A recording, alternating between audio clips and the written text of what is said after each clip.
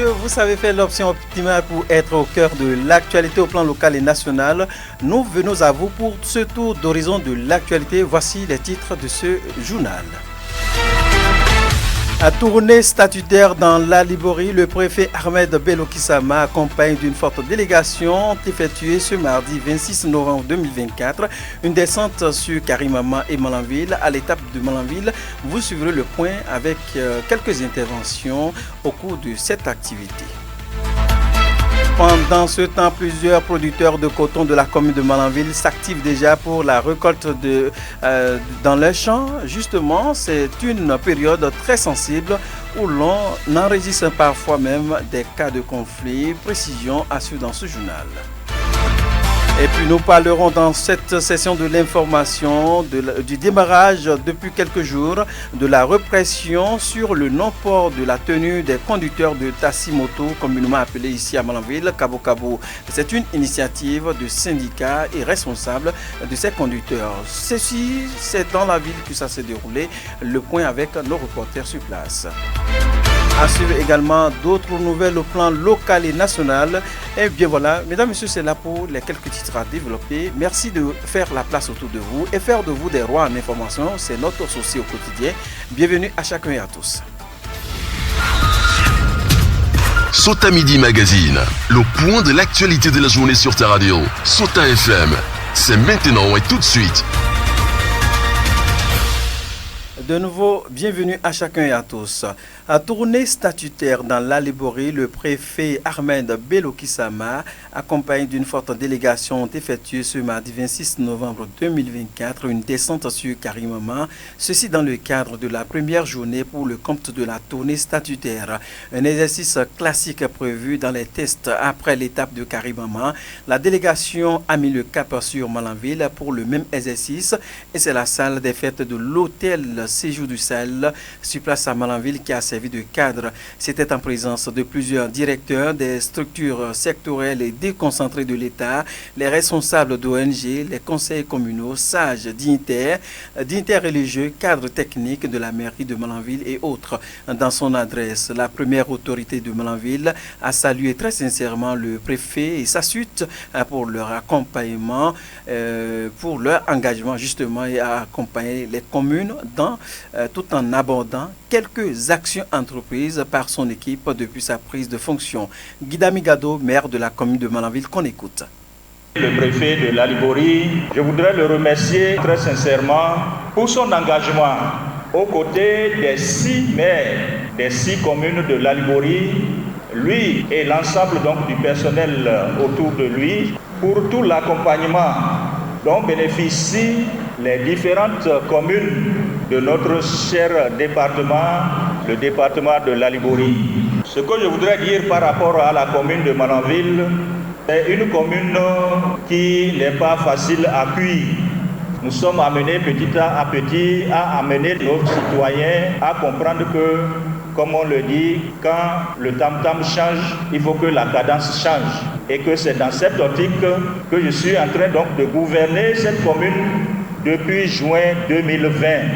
Pour revenir au fonctionnement des structures de la commune, je vous dirai, monsieur le préfet, que je remercie Dieu Tout-Puissant, puisque depuis mon arrivée à la tête de cette commune, les budgets se votent régulièrement et avec presque à l'unanimité, ce qui n'était pas le cas dans le passé, et que les comptes administratifs qui font suite aux comptes de gestion, ces comptes-là se gèrent régulièrement et que c'est un honneur pour notre commune et c'est à l'actif de l'accompagnement d'une tutelle apaisée et que pour cela je vous en remercie très sincèrement. Saisissant l'occasion, le secrétaire exécutif de la mairie de Malanville, Olivier Alokutu, a procédé à un compte rendu du fonctionnement des organes communaux et l'administration communale. Suivez pour plus d'explications le SE Olivier Alokutu de la mairie de Malanville.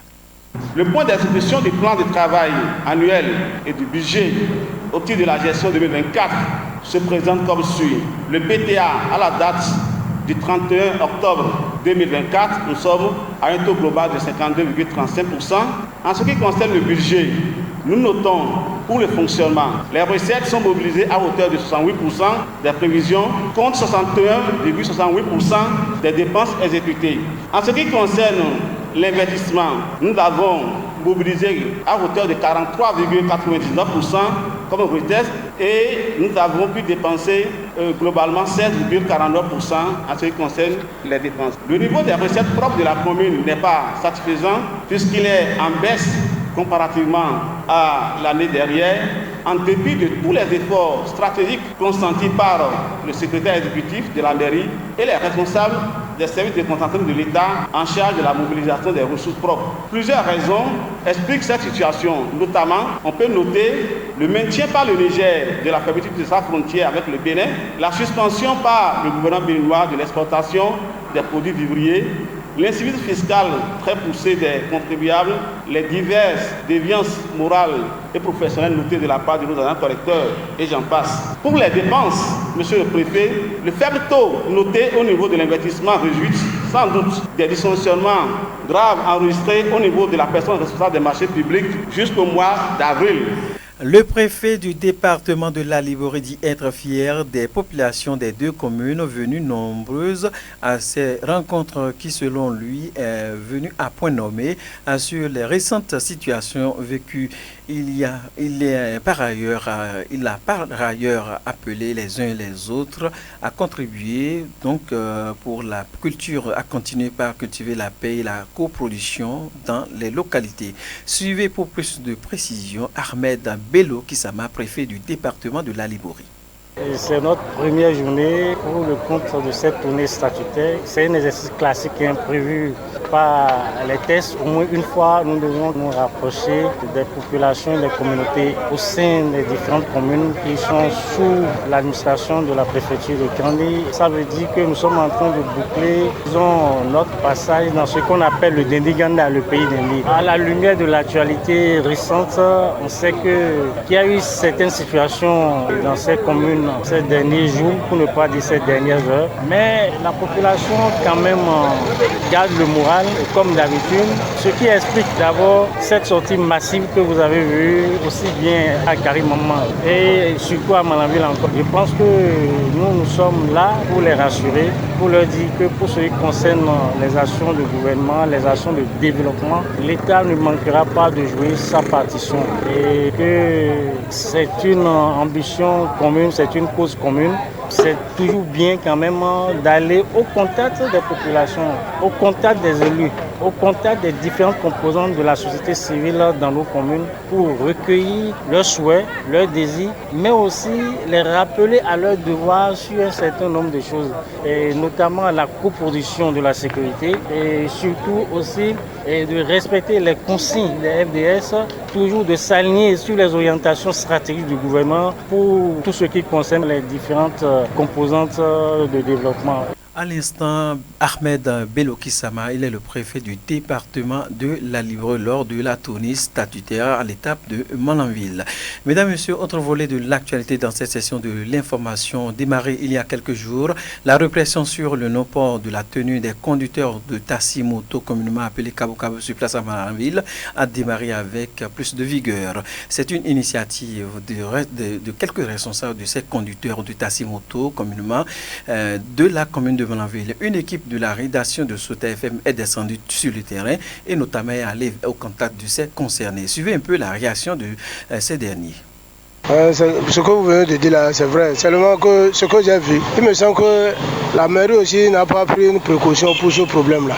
Et les syndicats de taxi moto aussi. Il paraît que de la manière qu'ils sont en train de faire leur travail là, ils ne font pas leur travail normal. Si c'était qu'ils faisaient leur travail normal, ça ne serait pas comme ça.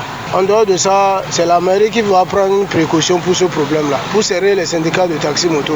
Et en dehors de ça, il y a d'autres qui n'ont même pas ni numéro ni chemise. Mais ceux-là même travaillent même plus que nous. Ceux-là même travaillent travaillent plus que nous. Et quand on prend un seul client, ils peuvent dire que pour aller au fleuve là, c'est 15 000. C'est pas bon. Si tu prends les 15 000 là, qu'est-ce que ça va t'arranger? D'autres disent même 20 000. Mais nous qui sommes ici, si c'est pas que la personne veut nous voir ou bien nous a appelé. Et quand on amène, on prend nos 500 € retour. Parce que sans la mairie, ça ne peut pas aller. Parce que c'est nous qui nous ont exigé de payer une chemise à 15 000. Et on n'a pas refusé. Beaucoup ont payé, beaucoup n'ont pas payé. Vous m'excusez. C'est comme mon collègue l'a dit, c'est la mairie qui va prendre cette responsabilité. Le numéro de la chemise différent du numéro de la plaque.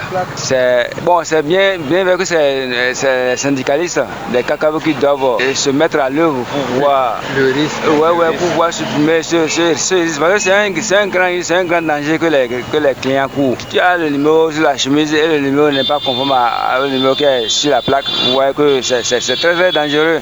Mais on est à Malanville. Vraiment, les gens, ça dit, ils ne suivent pas le règlement. Ils ne suivent pas le règlement. Hein. On a beau dire, on a beau faire, là, ça ne peut jamais marcher. Ça ne peut pas marcher. Hein. On dit qu'on va mettre la police républicaine à contribution, mais toujours c'est comme ça, c'est toujours le même problème. On va voir la mairie va prendre ses responsabilités, c'est pour 2 jours. Après on relâche et puis les mêmes bêtises recommencent encore.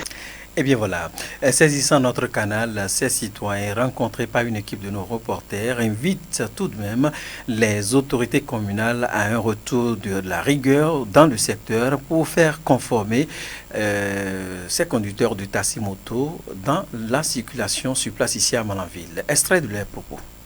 En dehors de ça, c'est la mairie qui va prendre une précaution pour ce problème-là, pour serrer les syndicats de taxi-moto. Et en dehors de ça, il y a d'autres qui n'ont même pas ni numéro ni chemise. Mais ceux-là même travaillent même plus que nous.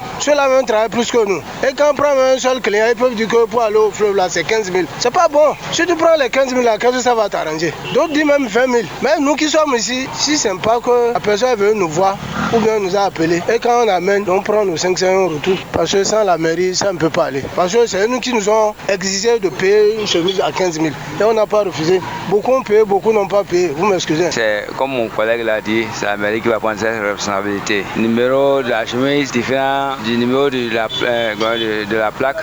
C'est bon, c'est bien vu que c'est les syndicalistes, les cacavos qui doivent se mettre à l'œuvre pour voir le risque. Pour pouvoir supprimer ce risque. Parce que c'est un grand danger que les clients courent. Tu as le numéro sur la chemise et le numéro n'est pas conforme au numéro qui est sur la plaque. Vous voyez que c'est très dangereux. Mais on est à Malanville.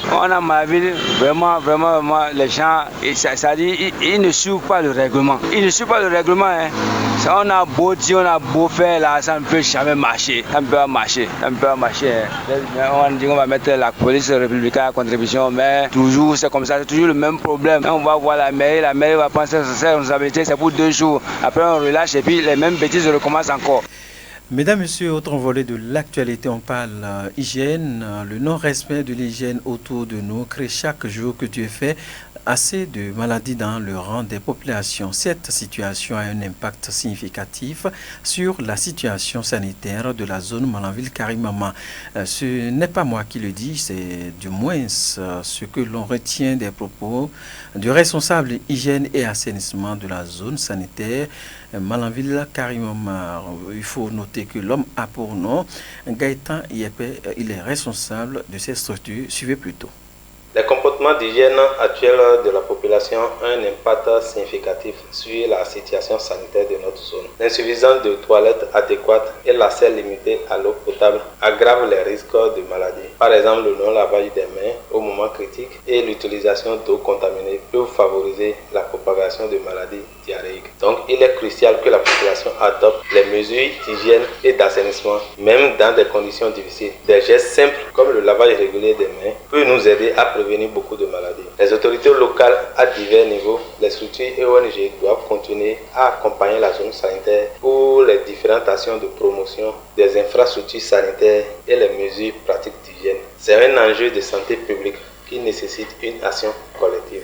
Pour éradiquer les maladies liées au manque d'hygiène dans nos sociétés, il faut noter que le responsable d'hygiène et assainissement de la zone sanitaire Malanville-Karimama préconise certaines mesures d'hygiène au sein de nos communautés. Suivez quelques recommandations faites par notre source à cet effet. Gaëtan Yepé, qu'on écoute. Malgré les défis liés à l'hygiène environnementale et l'accès à l'eau potable, il est essentiel de promouvoir certaines mesures d'hygiène pour prévenir les maladies. Le lavage des mains. Nous recommandons de se laver les mains régulièrement, surtout après avoir utilisé les toilettes ou nettoyer les fesses de l'enfant avant de préparer ou consommer des aliments, car c'est un geste simple qui ne coûte pratiquement rien mais prévient beaucoup de maladies. Il faut utiliser l'eau potable à tout moment. Il est primordial de traiter l'eau destinée à la consommation et aux différents usages lorsqu'elle n'est pas potable. Pour ce faire, nous pouvons utiliser des comprimés aquatables ou bouillir l'eau. Il faut aussi utiliser les toilettes, c'est-à-dire les latrines, lorsque nous voulons déféquer. Même si nous n'avons pas, nous devons solliciter et utiliser celles du voisin en attendant de réaliser soi-même. Il faut utiliser des pots pour les enfants qui ne peuvent pas aller sur les latrines et verser ensuite les excrétants dans la latrine. Par ailleurs, l'acteur de l'hygiène et assainissement de la commune de Malanville appelle les uns et les autres à rendre leur milieu de vie propre. Il prodigue tout de même quelques conseils en cas de maladie. Il appelle ces derniers, sinon les citoyens, à faire recours au centre de santé le plus proche. Gaëtan Yepé, qu'on retrouve une dernière fois. Notre environnement doit être salubre. Les déchets de ménage doivent être gérés de manière convenable. Il faut sacrer les herbes et maintenir l'environnement toujours propre afin de réduire les risques de propagation des maladies. En cas de maladie, il faut se rendre dans un centre de santé pour une prise en charge correcte et adéquate. Il y a aussi des relais communautaires qui sont disponibles dans tous les villages et hameaux. Ils organisent des visites à domicile afin d'accompagner les ménages sur le plan de la santé. La population doit mettre en application les conseils prodigués par ces derniers. Ces mesures, bien que simples, auront un impact significatif et positif pour être en bonne santé. À l'instant, Gaëtan Yepé sur Sota FM. Nous marquons juste une courte pause, mesdames et messieurs. Sota Info Midi, le point de l'actualité sur ta radio. On parle d'agriculture à présent, c'est donc la dernière ligne droite de cette session de l'information. Plusieurs producteurs de coton de la commune de Malanville s'activent déjà pour la récolte dans leurs champs et c'est une période très sensible où l'on enregistre parfois même des cas de conflit. Et pour une bonne récolte, les responsables des producteurs conseillent aux acteurs de la récolte justement. Salifou Sina Sabi, gérant UCOM CVPC de Malanville, se veut précis sur ces recommandations. Suivez plutôt. La période de la récolte est une période la plus sensible parce que c'est cette période qui permettra aux producteurs de savoir maintenant qu'est-ce qu'il a pu faire pendant la saison pluvieuse, donc disons pendant la campagne cotonnière. Parce que au fait, on peut semer, on peut sacler, on peut entretenir le coton sans la récolte. Je crois que c'est comme si on n'a rien fait. Donc nous sommes en train de sensibiliser les producteurs pour la récolte parce que la période est déjà arrivée. Donc on a déjà commencé dès lors en leur disant que de faire des récoltes échelonnées. Récolte échelonnée, c'est la récolte maintenant qui consiste à enlever la partie qui a déjà ouvert. Donc et si avec le temps il y a encore ouverture capsulaire, on continue aussi cette récolte. Donc je crois que nous avons compris, certains l'ont fait. Mais il faut noter que effectivement nous avons un problème de main-d'œuvre pour la récolte. Parce que si c'est moyen, nous avons quand même mis à la disposition de ces producteurs un peu de moyens. Nous n'avons pas dit à 100% ce qu'il faut pour faire la récolte, mais néanmoins nous avons quand même déposé quelque chose que l'AIC nous a aidé pour leur permettre de faire la récolte avec. Même si des dispositions sont prises pour une bonne récolte, le producteur est responsable de sa production tant que le coton n'est pas encore à l'usine. C'est pourquoi Salifou Sina Sabi lance cet appel que voici aux producteurs de sa zone de compétence. Extrait de ses propos. Le coton qui est dans la main du producteur n'est pas été toujours vendu, c'est toujours pour le producteur. Donc on peut récolter que si c'est mal entretenu, ça peut aussi être brûlé par un enfant ou bien un manœuvre ou bien quelqu'un quelconque. Tout ça là maintenant, si le coton est dans la main du producteur et que ces cas-là survient sur le coton, le tas de coton, il faut noter que le producteur en fait parce que c'est comme s'il n'a rien fait durant toute la campagne. C'est pourquoi nous sommes en train de continuer la sensibilisation en passant par votre canal pour leur dire quand même de tenir compte de tout ce que nous sommes en train de dire pour finir en beauté sa campagne. Il ne suffit pas de récolter et de conserver ça dans les champs. Si vous gardez autant dans les champs, disant que vous êtes fini de récolter, mais vous n'avez pas évacué, dites-vous que vous n'avez rien fait. d'éviter les mouilles intensives. Donc un producteur qui se douche sur son tas de coton, donc si le coton va à l'usine, ils ont un appareil qui place pour voir le degré maintenant de l'humidité du coton. Si le degré atteint les degrés qui ne veulent pas, le transporteur serait d'abord pénalisé en lui perdant le temps, et puis le producteur aussi toutefois n'est pas épargné au déclassement de ce coton. Donc nous sommes en période où la campagne n'est pas du tout bonne. Il faut que les gens prennent soin du peu que nous avons pour ne pas encore se créer de situations à l'usine. En notre santé dans ce journal, il faut noter que nous allons faire donc un focus sur le paludisme, une maladie mortelle qui touche le plus souvent les enfants de 0 à 5 ans et les femmes enceintes. Que comprendre de ce mal et comment l'éviter? Élément de réponse dans ce reportage que nous propose Lukman Ouroutio.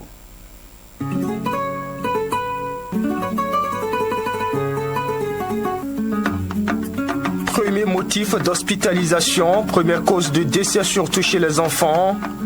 Le paludisme est l'affection qui a l'incidence la plus élevée dans les hôpitaux selon des chiffres. Et qu'est-ce qui occasionne cette maladie? Là-dessus, plusieurs interprétations dans l'opinion. Si tu as travaillé sous le soleil, tu peux avoir du paludisme. Ces propos sont assez illustratifs de ce que certaines considérations laissent croire que le paludisme est causé par d'autres vecteurs autres que les piqûres de moustiques. Par contre, d'autres personnes, mais mieux averties, ont une conception différente, pas de confusion quant à la causalité du paludisme. Le paludisme, cette maladie-là qui est due à la piqûre, disons, des moustiques. C'est une maladie provoquée par la piqûre des moustiques. Si il reste sous le soleil pendant 15 minutes, ça entraîne directement la maladie. Vous êtes au soleil et que vous exercez des activités physiques, moi je vois que ça ne donne pas le paludisme. Parce que si moi j'ai fait le village, je vois la plupart de nos parents, ils vont au champ, ils travaillent sous le soleil, ils transpirent. Considérée comme la maladie tropicale, la malaria touche beaucoup plus les populations des pays africains, dont le Bénin. Pour des esprits éclairés, l'anophèle reste l'unique vecteur causal de la maladie. Le paludisme est une maladie infectieuse due à l'inoculation d'un parasite qu'on appelle Plasmodium lors du repas sanguin d'un moustique qu'on appelle Anophèle femelle. Le paludisme sévit sous forme endémique, c'est-à-dire que, quelle que soit la période de l'année, nous vivons toujours les cas de paludisme dans le département du Borgou. Il est vrai qu'il y a de petits pics lors de la saison pluvieuse, mais de façon globale, le paludisme est une maladie endémique dans le Borgou. Il convient de retenir que le paludisme est une maladie transmise à l'homme par la piqûre de moustique femelle appelée anophèle qui laisse une substance désignée par les spécialistes de la santé, Plasmodium falciparum. Hakim Gouda, médecin coordonnateur de la zone sanitaire Parakundali. La seule cause qui donne le paludisme, c'est la piqûre de moustique d'une personne infectée à une personne non infectée. C'est la seule cause et l'unique cause responsable du paludisme. Le paludisme, on peut le combattre, on peut l'éviter, c'est ma vérité. Une fois le germe contracté, le traitement varie d'une personne à une autre selon leur appartenance socio-culturelle. Pour les uns, l'automédication, pour les autres, la pharmacopée. Tous les moyens de traitement diffèrent d'un individu à un autre, mais la constante reste le rétablissement. Souvent, quand je suis victime du palud, je fais recours à des racines aussi que les bonnes dames vendent au marché. Avec ça, mélangé à l'eau fermentée, c'est-à-dire l'eau de l'acassa. Quoiqu'elle aboutisse parfois à la bonne guérison, ces options ne sont pas recommandables selon les médecins. Pour eux, il faut nécessairement une consultation médicale. Docteur Hakim Gouda. Les tisanes ne sont pas inefficaces contre le paludisme, mais leur utilisation doit être un peu contrôlée. Parce que au-delà du paludisme, il y a également d'autres conséquences que l'utilisation inappropriée des tisanes peut entraîner.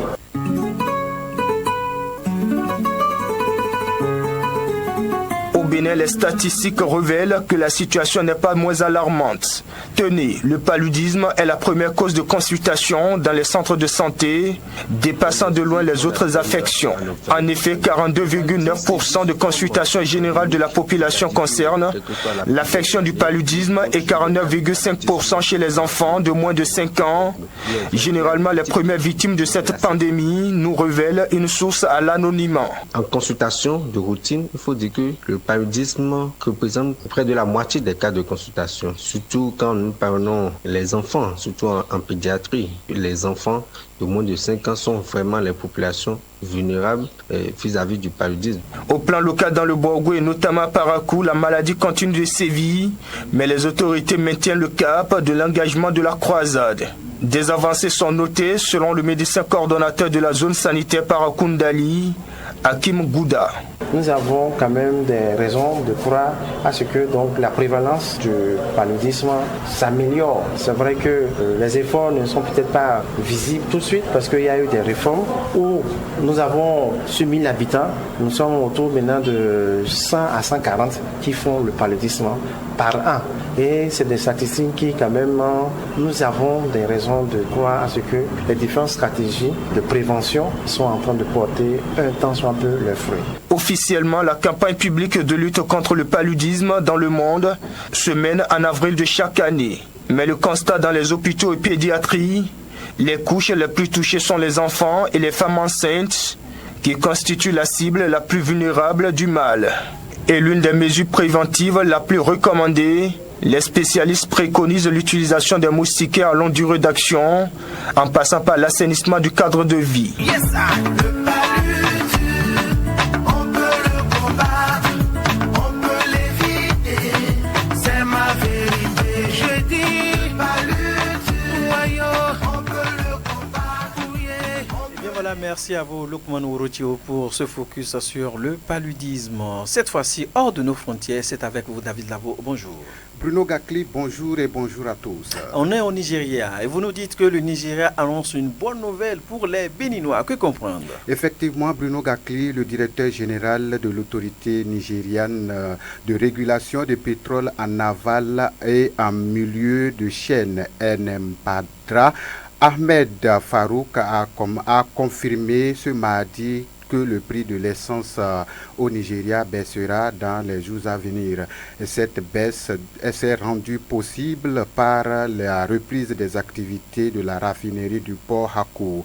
Farouk Ahmed a expliqué que la remise en service de la raffinerie du port Hakou et combinée à celle de la raffinerie de Aliko Dangote permettra à une disponibilité accrue des produits pétroliers entraînant une réduction des prix. Le responsable a également souligné que la raffinerie de Wari et de Kaduna pourrait bientôt rejoindre ces opérations, consolidant ainsi la position du Nigeria comme exportateur net du pétrole et non plus comme importateur net du pétrole. Bruno Gakli. Oui, avec vous, on a pu comprendre un peu cette surprise du Nigeria. Merci à vous, David Labo, pour toutes ces informations. Mesdames, Messieurs, ce sera également tout pour cette session de l'information.